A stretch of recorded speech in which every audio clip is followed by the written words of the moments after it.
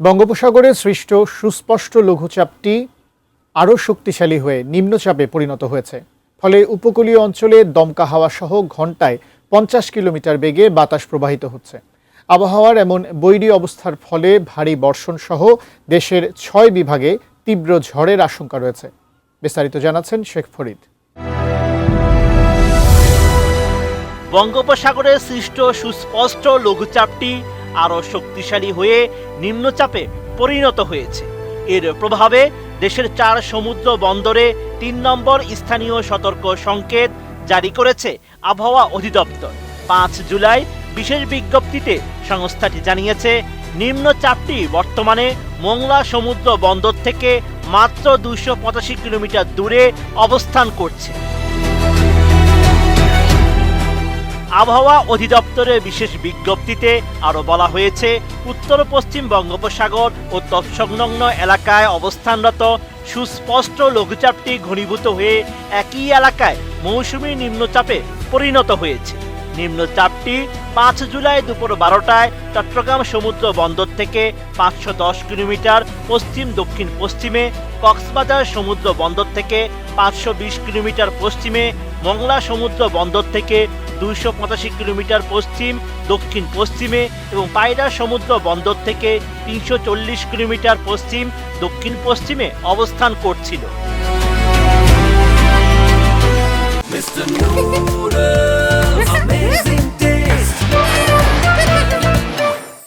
নিম্নচাপটি আরও পশ্চিম উত্তর পশ্চিম দিকে অগ্রসর হয়ে পরবর্তী 24 ঘন্টার মধ্যে উত্তর উড়িষ্যা উপকূল অতিক্রম করতে পারে।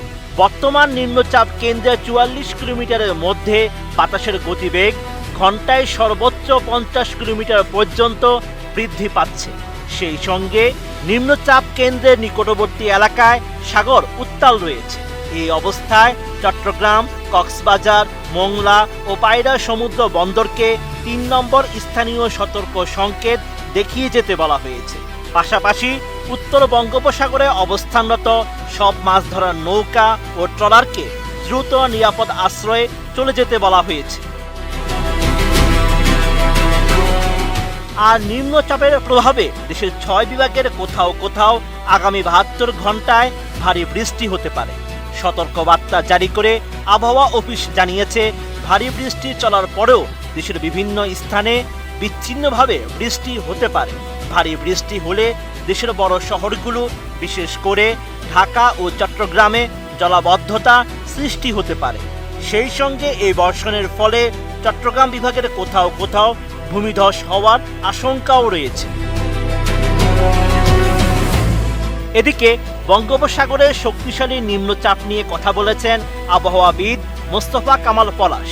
সামাজিক মাধ্যম ফেসবুকে তিনি লিখেন, 5 জুলাই রাত থেকে নিম্নচাপের কারণে দেশের মধ্যভাগের জেলা ঢাকা, গাজীপুর, নারায়ণগঞ্জ, নরসিংদী, মানিকগঞ্জ, মুন্সিগঞ্জ, ফরিদপুর, গোপালগঞ্জ, মাদারীপুর, রাজবাড়ী, শরীয়তপুর, কিশোরগঞ্জ ও টাঙ্গাইলে মাঝারি থেকে অতি ভারী বৃষ্টির প্রবল আশঙ্কা রয়েছে। নিম্নচাপটির কারণে 5 জুলাই থেকে চট্টগ্রাম, বরিশাল ও খুলনা বিভাগের উপকূলীয় জেলাগুলোর উপরে বৃষ্টি শুরুর প্রবল আশঙ্কা রয়েছে। আগামী 48 ঘন্টা চট্টগ্রাম বিভাগের জেলাগুলো বিশেষ করে কক্সবাজার, বান্দরবন, চট্টগ্রাম, নোয়াখালী ও ফেনী জেলার উপরে মাঝারি থেকে ভারী মানের বৃষ্টির প্রবল আশঙ্কা রয়েছে। Sheikh Farid, ATN news.